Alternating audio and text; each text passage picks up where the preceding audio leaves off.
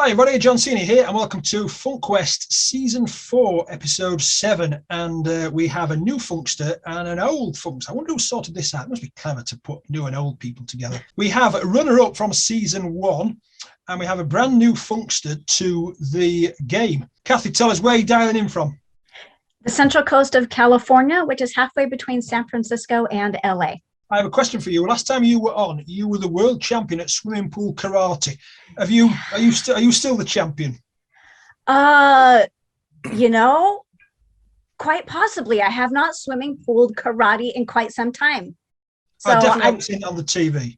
Yeah, maybe next year. Maybe I need to petition it to get added to the Olympics, and then I need to that's a good idea. Rob, what are you like at swimming pool karate? Where are you dialing in from? Well, I'm dialing in from the Midwest United States, Jonathan, Central Ohio to be specific, and swimming pool karate.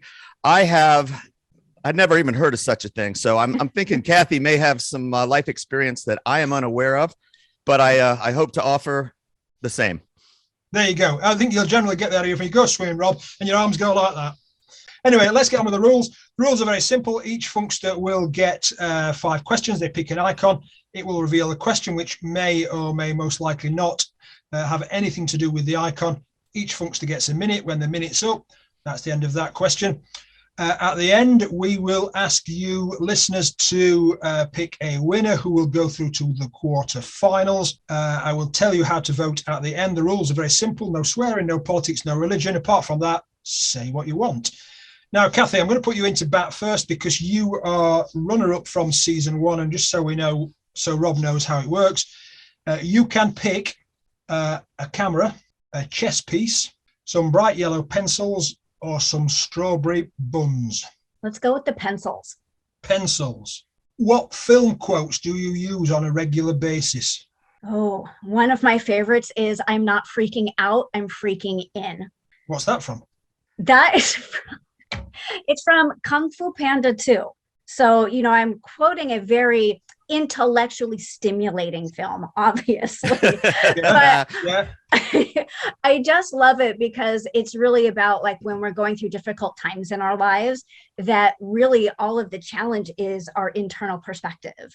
And it's about how do we look at our challenges and start to mold them in a way that we can be successful with them and have a positive outlook instead of allowing life to kind of beat us down and crumble and fall apart.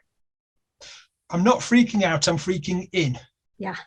Who says that? The main man? Yeah, the main character who's like the panda who's a kung fu master. I don't ever recall seeing that film. I'm going to get killed for not knowing it. I need to brush up on my pop culture. I'm not freaking out, I'm freaking in. Rob, hopefully you've got the idea. You can pick a camera, a chess set, or some strawberry buns. I'm going to go with the chess set, Jonathan. Chess set.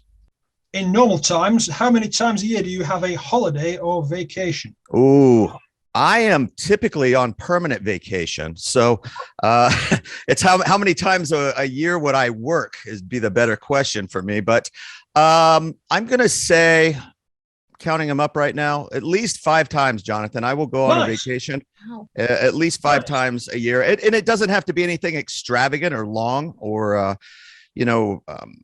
opulent, but I do like to take time off and get out there and enjoy a little bit of life. Where do Americans go on vacation? Ooh, we can go anywhere. Where I live in Ohio, we go up to one of the Great Lakes, Lake Erie a lot. I spend a lot of time up there. I spend a lot of time on a boat. I love to go to Key West.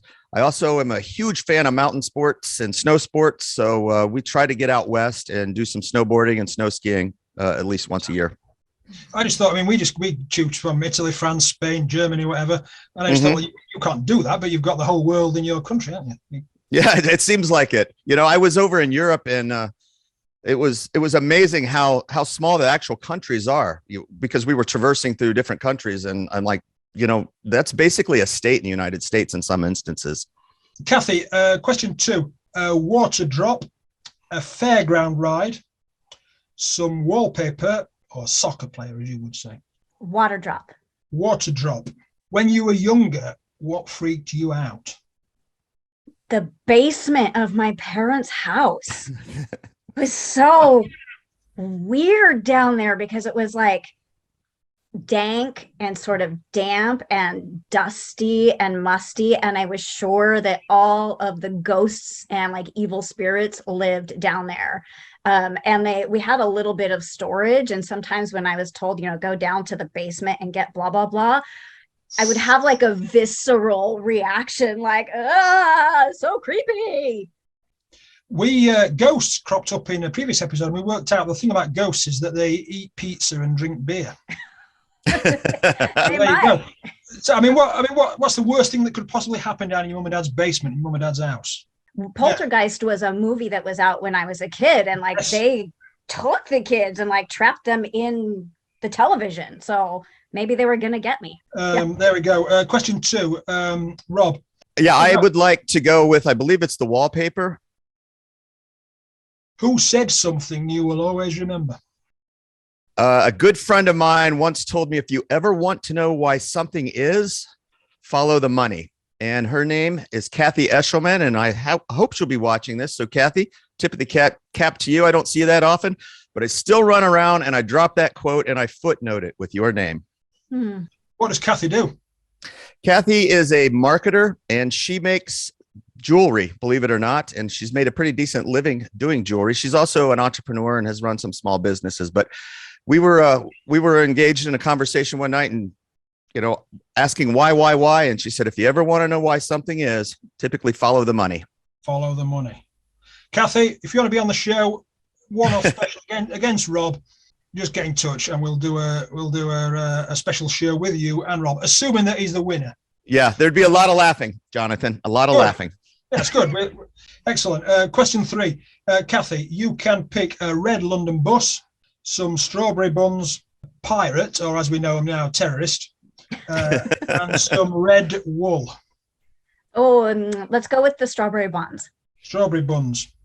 Good question for a lady, this. Which is your favorite piece of jewelry? Oh, darn, I'm not wearing it either. I wish I had it on. I have an absolutely stunning diamond and emerald necklace. So it's got 5 diamonds and then there's an emerald. And my husband surprised me with it. I turned white when he gave it to me because I had no idea it was coming. But it was our 5th wedding anniversary. So the 5 diamonds were for the 5 years and the emerald was the one to grow on. And we just celebrated our 20th anniversary, which is the emerald anniversary. And so I am actually I was gifted some emeralds for the 20th anniversary. So now it's like a whole set that goes together. Excellent. Lovely. Well, I'm sure your husband's a very nice bloke. Rob, do you have anything? What would Cathy make for Cathy? What would Cathy make for Cathy? My gosh, I don't have any idea because I don't know Cathy Weiss all that well, but I'm sure it would be gorgeous and one of her favorites, if not close to the favorite. It would be my second favorite. Yeah, I'd have to. I love emeralds and diamonds, so I can applaud for what her husband gave to her on the 5th. Question 3, Rob.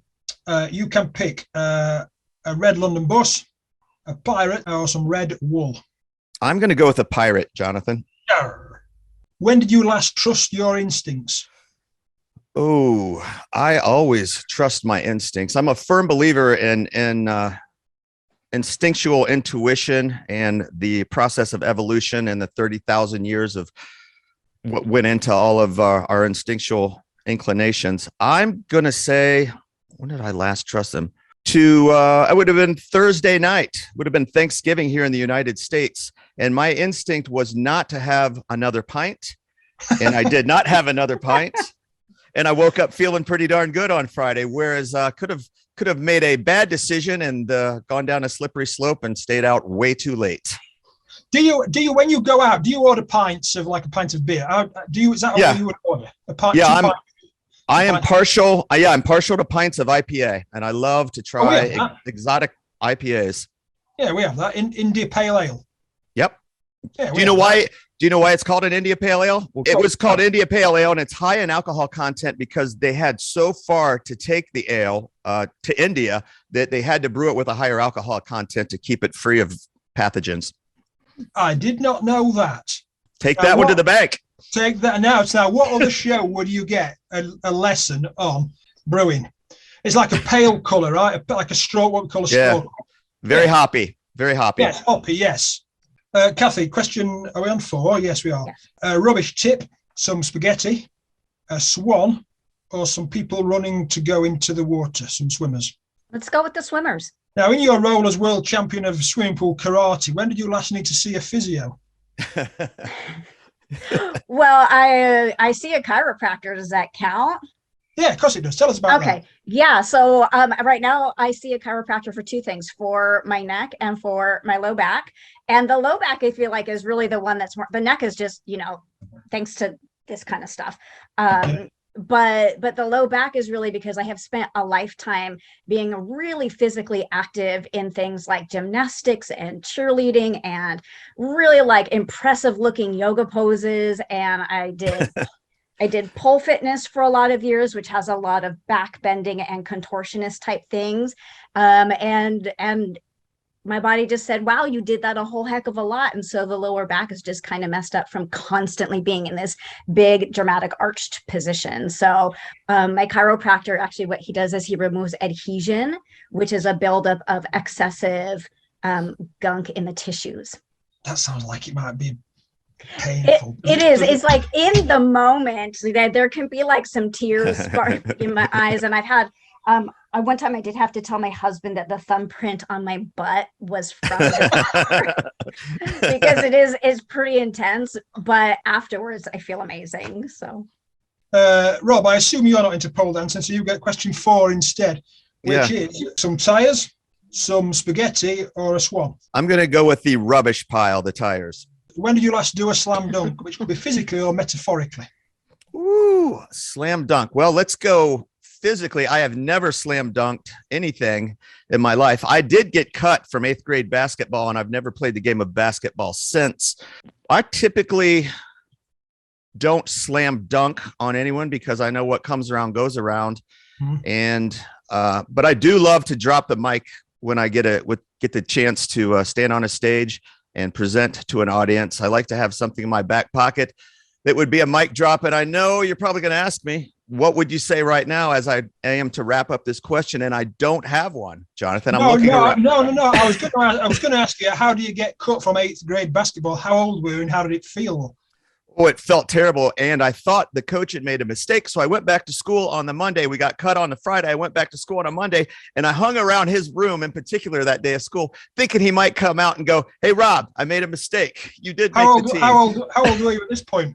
Oh, 8th grade. That would have been about 13, I believe. Yeah. So you thought maybe professional sports isn't for me. No, it was not. And it proved to be a pretty good inclination. Cathy, question 5. Some flowers, some nuts, some towels, or a light bulb? Let's go with the towels. Towels. When did you last see a black and white TV? Oh, probably sometime like the TV actually like broadcasts in black and white. Probably. Yeah, going to somebody's house. Like my old grandma used to have a black and white TV. I was going to say like when I was a kid, I'm sure like a grandparent had a black and white TV, but by the time I was a child, everything was color. And the first TV that I was allowed to have in my room at around the age of 13, like it was a little teeny tiny thing, was in color. So what was that like? A little teeny tiny TV with? Oh, well, I mean, it was amazing because this was like the early 80s. And so it was like where I was allowed to have my own TV. This was like technologically amazing, right? This is like huge. I could watch whatever I wanted and not have to have arguments with my sister and things like that over what show I was going to watch. Oh. You can watch something else, right? Right. Yeah. Yeah. So when you say the line went a bit out. Did you say it was early 1980s? Because you don't ask women how old they are on FunkQuest. Was it? Did you say early 1980s? Yes, and it's okay if you ask how old I am. I have no problem with that. But yeah, the first TV that I had was probably like 1982 or 3, something like that. Do you remember Max Headroom? Oh, totally, 100%. Rob? Yep, I remember Max Headroom. I'm a little bit older, so I remember. Yeah, I remember when Richard Nixon resigned, and I watched that on a black and white television with my mom. Really? Okay. Yeah. Yep. Yeah. Was it the whole thing? Everybody's crowded around? No, it was she and I sitting in a room, and this thing had rabbit ears on it. And I'm, if I recall correctly, and with a little bit of comedy, it probably had some aluminum foil attached to those rabbit ears. Excellent. Rob, question 5, some flowers, some nuts, or a light bulb? Light bulb. Light bulb. Which board game did you play most when you were younger? Monopoly. No question about it. Yep. We played Monopoly. I grew up on a street with a bunch of boys, all my same age. And in the summer, we played a lot of board games waiting for the pool to open. And we just all gravitated to the game of Monopoly. I don't remember how many of the rules we changed and what we did. We did change a lot of the currency denominations just to make it a much simpler and a much quicker game. And I think we invented Speed Monopoly before that was even a thing through, I don't even know who makes Monopoly. Is it Parker Brothers? Speed Monopoly is where you just deal out all the cards, don't you? You deal out all right. We shuffled up all the properties and we would just hand them out to start the game. And you had a lot more money and it was just a bang, bang, bang thing. We had to get to the swimming pool by noon. Yeah. I was just going to say about, it was like a 1 minute guide to Monopoly, but that's it. Time up. But anyway, never mind all that. One of you folks is going through to the next round. Listeners, you can decide who. You leave a comment on funkythinkers.com on this episode page with who you are voting for, whether you're voting for Cathy or for Rob. Must be on funkythinkers.com. Do not leave a comment on Spreaker or YouTube or iHeartRadio or any of those other things what you might be listening to us on. Cathy, how can we contact you? thejoyhealer.com. Excellent. I like a quick one. Rob, how can we contact you? RobbJarrett.com. My name, RobbJarrett. A lot of double consonants, but it's that way for a reason. Excellent. Thank you. Rob, Cathy, thank you so much. And we'll see one of you in the quarterfinals. Thanks so much. And take care. Thank you, guys. It's fun. Thank you.